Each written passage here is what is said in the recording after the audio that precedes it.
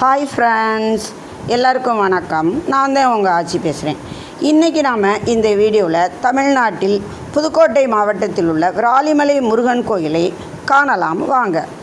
விராலிமலை திருச்சியிலிருந்து 25 கிலோமீட்டர் தொலைவிலும் புதுக்கோட்டையிலிருந்து 40 கிலோமீட்டர் தொலைவிலும் உள்ளது.